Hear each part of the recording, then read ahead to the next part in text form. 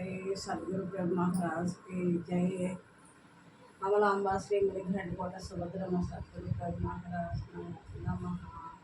ब्रह्मानंदं परमसुखदं केवलं ज्ञानमूर्तिद्वन्द्वातीतं गगनसदृशं तत्त्वमस्यादिलक्ष्यम् एकं नित्यं विमलं अचलं सर्वधी साक्षिभूतं भावातीतं त्रिगुणरहितं सद्गुरुं तन्नमामि। अमलांबा श्री मुनिघंटकोट सुभद्रम सद्गुरु ध्यायामि ध्यानं समर्पयामि आवाहयामि आवाहनं समर्पयामि पादयोः पाद्यं समर्पयामि हस्ते अर्घ्यं समर्पयामि आचमनीयं समर्पयामि शुद्धोदक स्नानं समर्पयामि वस्त्रयोगं समर्पयामि नवरत्नखचितं हेमसिंहासनं समर्पयामि धूपमाग्रापयामि दीपं दर्शयामि धूपदीपानन्तरं नैवेद्यं पानीयं फलमेव च नमस्कारं देशिकेन्द्रामया तुभ्यं निवेदये कृपया गुह्यतां स्वामी न्यूनाधिक्यं न चिन्तया इति श्री लघु पूजा विधि भागवत कृष्ण द्विजन्मलावरचिता स्तोत्र भक्तिनामिदं मोक्षकरं परं लम पृथ्वीआत्मने गंध तन्मात्रा प्रकृति आनंदात्म श्री गुरुदेवाय नमः। पृथ्वीआत्मकं गंधं समर्पयामि हम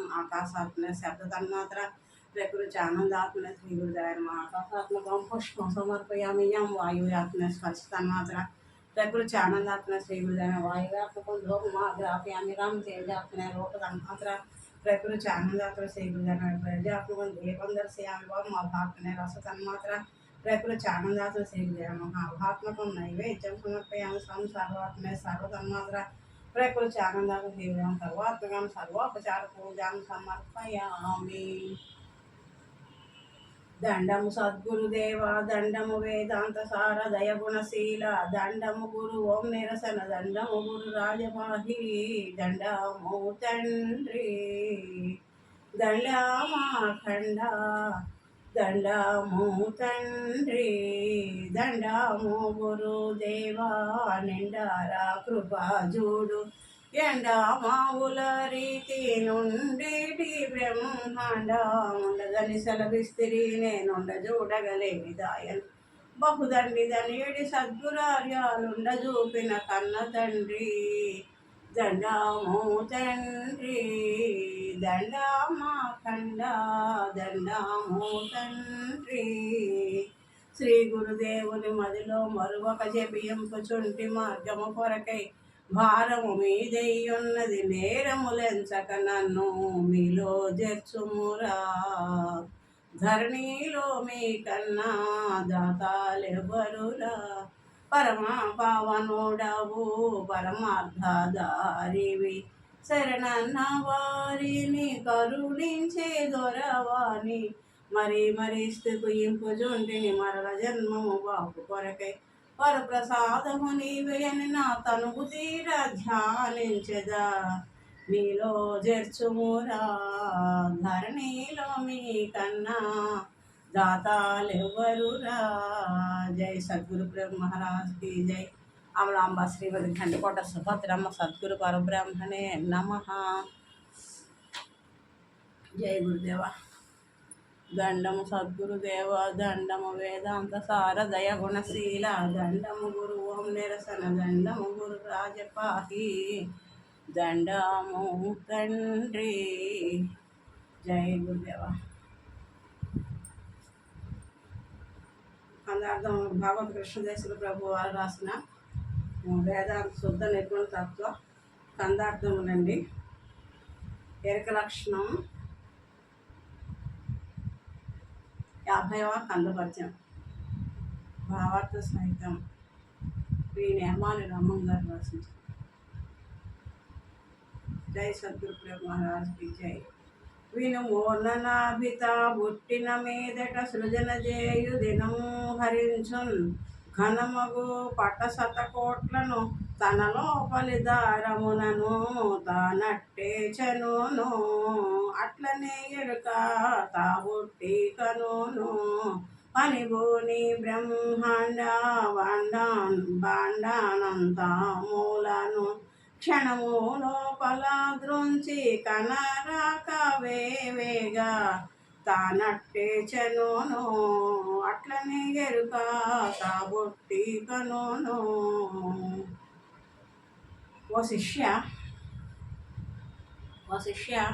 సాలి పురుగు లేక పట్టు పురుగు తను పుట్టి తన లోపలి జిగురు పదార్థంచే అనేక దారములుగా తయారు చేసి వాటితో గూళ్ళు అల్లుకొని దినము గడిపి వేయను.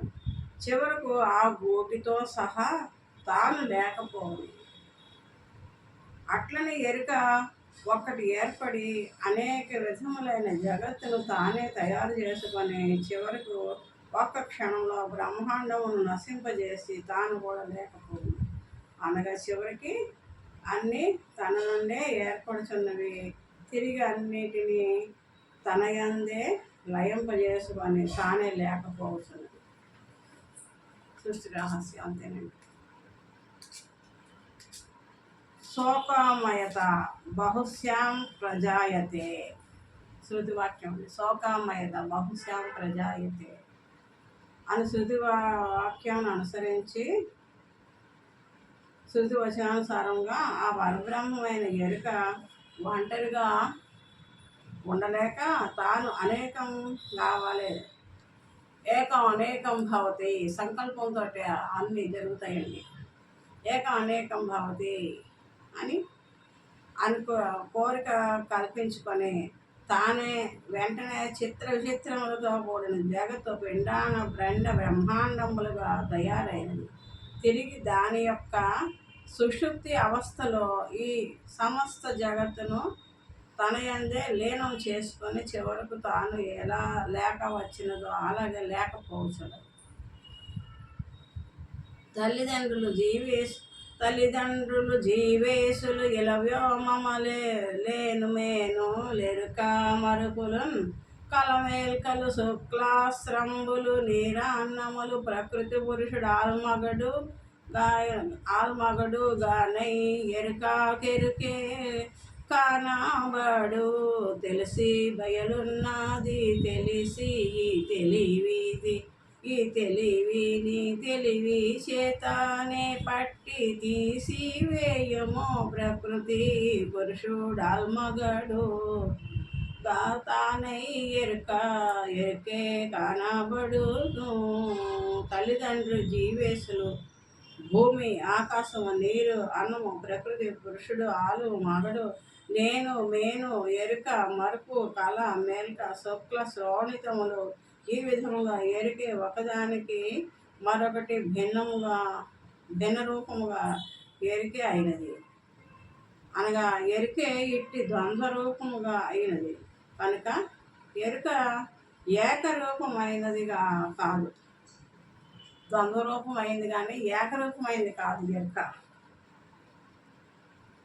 ద్వంద్వరూపమైనదిగా తెలిసి గురుముఖత ఎరుక ఏకరూపమైనది కాదు ద్వంద్వరూపమైనదని తెలిసి గురుముఖత పరిపూర్ణం ఉన్నదని తెలిసి ఆ తెలిసిన తెలివి చేతనే లేదని తీసివేయవలను.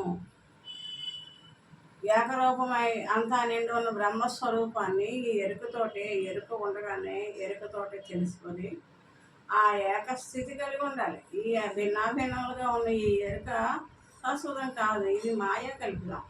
ఈ మాయలో పడి ఇందులోనే పుడుతున్నాం, ఇందులోనే వృద్ధి చెందుతాం, ఇందులోనే మరణిస్తున్నాం, మళ్ళీ ఇందులోనే జన్మిస్తున్నాం, ఇందులోనే వృద్ధి చెందాం, మళ్ళీ ఇందులోనే మరి పునరపు జన్మం కొను. ఇంక దీంట్లోంచి బయటపడలేకపోతున్నాం.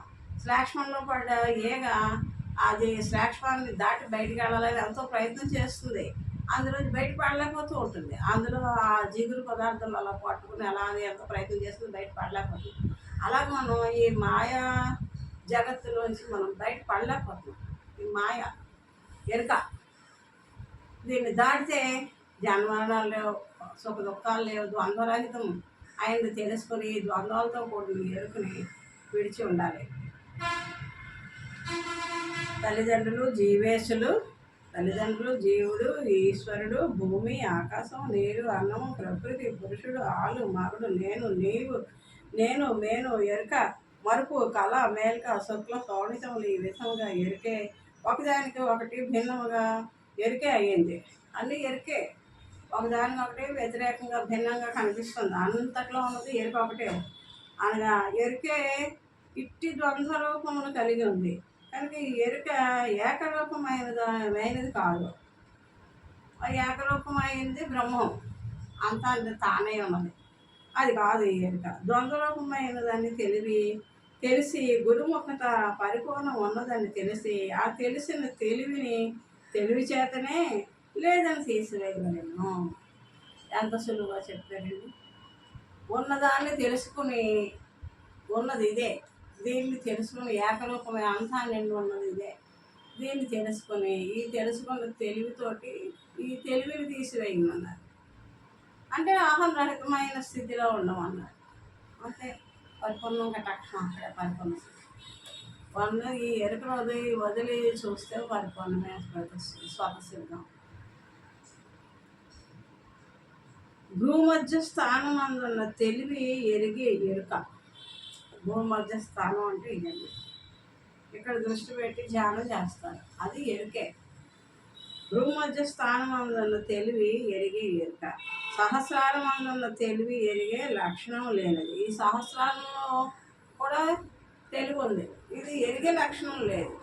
ఇది మాత్రం అన్ని గ్రహిస్తుంది. ఈ భూమధ్య స్థానంలో ఉన్న ఎరుక ఆజ్ఞాచక్రం అంటారు. అది అన్ని గ్రహించే శక్తి ఈ ఎరుకకు ఉంది. ఇక్కడ ఉన్న ఇక్కడికి చేరిన తర్వాత గ్రహించే శక్తి ఉండదు. సహస్రారం అందున్న ఎరుక ఎరిగే లక్షణం లేనిది కనుక ఎరుక లేని ఎరుక. ఇది కూడా ఎరికే, కానీ ఇది ఎరుక లేని ఎరుక. ఇది ఎరుకలో ఎరిగిన ఎరుక, ఇది ఎరుక లేని ఎరుక. అందుకని ఆ స్థితిలో ఉండాలి, ఎరుక లేని ఎరుక స్థితి.